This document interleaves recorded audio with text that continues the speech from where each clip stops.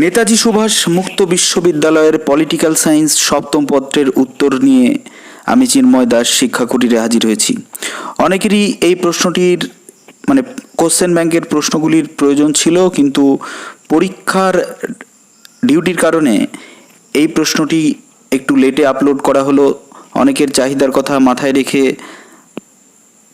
আজকে আমি এই প্রশ্নের উত্তরপত্রটি আপলোড করতে চলেছি। তো প্রথমেই ক্ষমাপ্রার্থী শিক্ষার্থীদের কাছে, তার কারণ সময় মতো এই উত্তরটি না দিতে পারাই।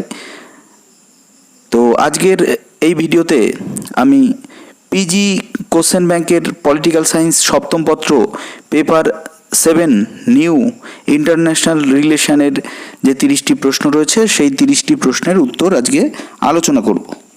তো প্রথমে যে প্রশ্নটি রয়েছে দেখুন, আন্তর্জাতিক সম্পর্কের আলোচনায় ইংলিশ স্কুলের প্রতিষ্ঠাতা কে? ইংলিশ স্কুলের প্রতিষ্ঠাতা হচ্ছে বেরি বুজান।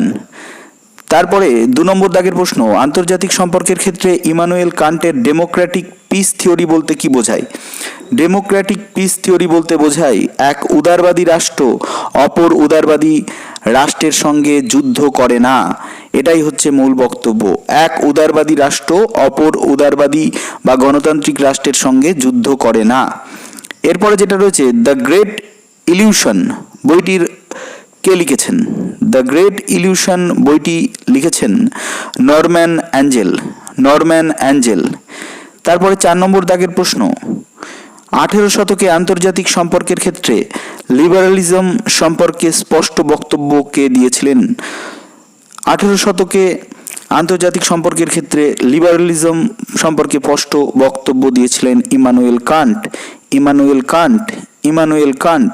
5 নম্বর দাগের প্রশ্ন, আন্তর্জাতিক সম্পর্কের কোন স্কুলটি আন্তর্জাতিক সংস্থার উদারনৈতিক মূল্যবোধকে শক্তিশালীকরণের পক্ষে সমর্থন করেছিল? এই 5 নম্বর দাগের উত্তর হবে ইংলিশ স্কুল অফ ইন্টারন্যাশনাল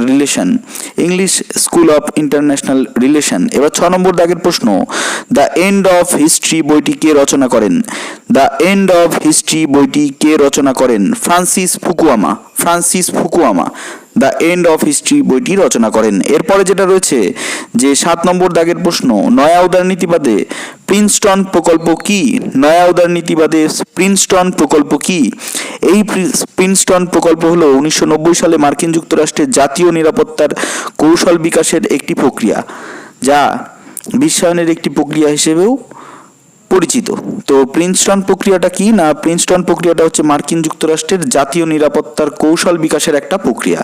তারপরে নব্য বাস্তববাদী চিন্তাবিদ কে ছিলেন? কেনেথ ওয়ালজ 8 নম্বর দাগের উত্তর। 9 নম্বর দাগের উত্তর, যে থিওরি অফ ইন্টারন্যাশনাল রিলেশন 1979 গ্রন্থটির রচয়িতা কেনেথ ওয়ালজ।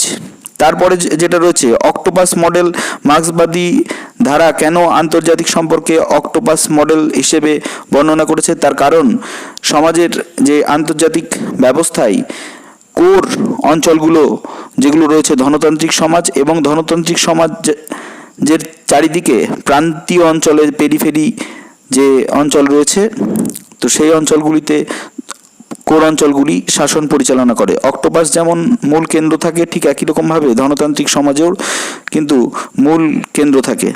তো এরপরে যেটা রয়েছে 11 নম্বর দাগের প্রশ্ন দেখুন, ক্রিটিক্যাল তত্ত্বের সাথে যুক্ত 2 জন গবেষকের নাম? হারবার্ট মার্কিউস ও ওয়াল্টার বেঞ্জামিন। তারপরে 12 নম্বর, ওয়ার্ল্ড সিস্টেম থিওরিতে আন্তর্জাতিক সম্পর্ক বিশ্লেষণে কোর পেরিফেরি ও সেমি পেরিফেরি মডেল তৈরি করেছিলেন ইমানুয়েল ওয়ালেরস্টেইন।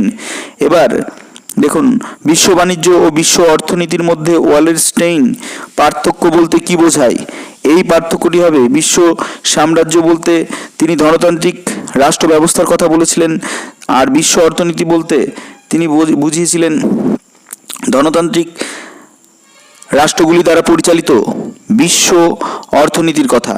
এবার 14 নম্বর দাগের প্রশ্ন, ব্রিক্সের পুরো কথাটি কি? ব্রিক্সের পুরো কথাটি হচ্ছে B for Brazil, R for Russia, I for India, C for China, S for South Africa. এবার 15 নম্বর দাগের প্রশ্ন, অনুন্নয়নের উন্নয়ন থিসিস কে উন্নত করেছিলেন? Andre Gunder Frank. এবার 16 নম্বর দাগের প্রশ্ন, নয়া মার্কশিট তত্ত্ব অনুসারে মেট্রোপলিস ও স্যাটেলাইট দেশগুলি বলতে কি বোঝায়? মেট্রোপলিস বলতে ধনতান্ত্রিক রাষ্ট্রগুলোকে বোঝানো হয়েছে এবং স্যাটেলাইট দেশগুলো বলতে অনুন্নত বিশ্বের দেশগুলোকে বোঝানো হয়েছে। তো এরপরে যেটা Paris school of international relation যেটা রয়েছে, আন্তর্জাতিক রাজনৈতিক সমাজবিদ্যা ধারার প্যারিস স্কুল কি? আন্তর্জাতিক নিরাপত্তা সংক্রান্ত আলোচনা করতো এই প্যারিস স্কুল। তারপরে 18 নম্বর দাগের প্রশ্ন, ন্যাপটা কি? 18 নম্বর দাগের প্রশ্ন হচ্ছে ন্যাপটার ফুল ফর্ম কি? ন্যাপটার ফুল ফর্ম হচ্ছে north American free trade agreement. তো তারপরে দেখুন 19 নম্বর দাগে, স্নায়ুযুদ্ধের সময় মার্কিন পররাষ্ট্রনীতির মূল লক্ষ্য কি ছিল? মার্কিন পররাষ্ট্রনীতির মূল লক্ষ্য ছিল কমিউনিজমের প্রসার রোধ করা। কমিউনিজম বা সমাজতন্ত্রের প্রসার রোধ করা কিন্তু মূল লক্ষ্য ছিল। তারপরে 20 নম্বর দাগের প্রশ্ন, আমেরিকা কোন বছরে সন্ত্রাসের বিরুদ্ধে যুদ্ধের নীতি চালু করেছিল? 2001 সালে কিন্তু সন্ত্রাসের বিরুদ্ধে যুদ্ধের নীতি চালু করেছিল। এবার ইইউ বা ইউরোপিয়ান ইউনিয়নতে 21 নম্বর দাগের প্রশ্ন, ইউরোপিয়ান ইউনিয়নে কয়টি সদস্য রাষ্ট্র রয়েছে? 27টি সদস্য রাষ্ট্র রয়েছে। 22 নম্বর দাগের প্রশ্ন, SCO এর পুরো কথাটি কি? Shanghai cooperation organisation. 23 নম্বর দাগের প্রশ্ন, 1970-এর দশকে কোন কূটনীতি আমেরিকা ও চীনের মধ্যে সুসম্পর্ক স্থাপনের পথ প্রশস্ত করেছিল? পিং পং ডিপ্লোমেসি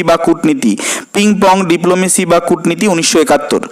তো আমাদের চ্যানেলে যারা এখনো নতুন, অবশ্যই আমাদের চ্যানেলটি সাবস্ক্রাইব করবেন নেতাজি সুভাষ মুক্ত বিশ্ববিদ্যালয়ের যাবতীয় আপডেট পেতে। তো আমরা এর পরের যে প্রশ্নটা রয়েছে সেটা নিয়ে আলোচনা করি, যে 24 নম্বর দাগের প্রশ্ন, জিওপলিটিক্স শব্দটি কে প্রথম ব্যবহার করেন? রুডল্ফ কেজলিন। তারপরে 25 নম্বর দাগের প্রশ্ন, নিকোলাস জে স্পাইকম্যান কোন বইয়ে রিয়েলিস্ট জিও পলিটিক্সের বর্ণনা করেছেন? জিওগ্রাফি অ্যান্ড ফরেন পলিসি গ্রন্থে। বইটার নাম আবার বলছি, জিওগ্রাফি অ্যান্ড ফরেন পলিসি গ্রন্থে। তারপরে OECDর পুরো কথাটি কি? OECDর পুরো কথাটি হলো organisation for economic cooperation and development. আবার পুরোটা বলছি, organisation for economic cooperation and development. এবার 27 নম্বর দাগের প্রশ্ন, কোন প্রযুক্তিগত উদ্ভাবন ভূ রাজনীতির গুরুত্বকে হ্রাস করেছে? টেকনোলজি বা প্রযুক্তির উন্নয়ন কিন্তু ভূ রাজনীতির গুরুত্বকে হ্রাস করেছে। তারপরে ভারতের প্রতি চীনের স্ট্রিং অফ পার্লস কৌশল বলতে কি বোঝো? যে এটা একটা বন্দর তৈরির কৌশল। যে স্ট্রিং অফ পার্লস হচ্ছে বন্দর তৈরির কৌশল। ভারত মহাসাগরে অবস্থিত ভারতের যে সমস্ত প্রতিবেশী দেশ রয়েছে সেই দেশগুলিতে বন্দর স্থাপন করে চীনের জাহাজ রাখার একটি কৌশল এবং ভারতকে চাপে রাখার কৌশল হচ্ছে স্ট্রিং অফ পার্লস। তারপরে লুক ইস্ট পলিসি বলতে কি বোঝো ভারতের? 29 নম্বর দাগের প্রশ্ন, দক্ষিণ পূর্ব এশিয়ার সঙ্গে ব্যাপক অর্থনৈতিক ও কৌশলগত সম্পর্ক গড়ে তোলার একটা প্রয়াস হলো এই লুক ইস্ট পলিসি, যেটা 1990 দশক থেকে শুরু হয়েছিল PV নরসিমহা রায়ের আমলে। লুক ইস্ট পলিসি দক্ষিণ পূর্ব এশিয়ার সঙ্গে ব্যাপক অর্থনৈতিক ও কৌশলগত সম্পর্ক গড়ে তোলার উদ্দেশ্যে এবং চীনকে চাপে রাখার উদ্দেশ্যে। তো এবার যেটা রয়েছে 30 নম্বর দাগের প্রশ্ন এবং শেষ প্রশ্ন, বাংলাদেশের সাথে ভারতের সম্পর্কের প্রকৃতি কেমন? না বন্ধুত্বপূর্ণ সম্পর্ক বা ফ্রেন্ডশিপ সম্পর্ক গড়ে উঠেছিল ইন্দিরা গান্ধীর আমল থেকে। তো আজকের মতন এ পর্যন্তই। আপনাদের পরীক্ষার জন্য শুভকামনা রইল। ধন্যবাদ, ভালো থাকুন।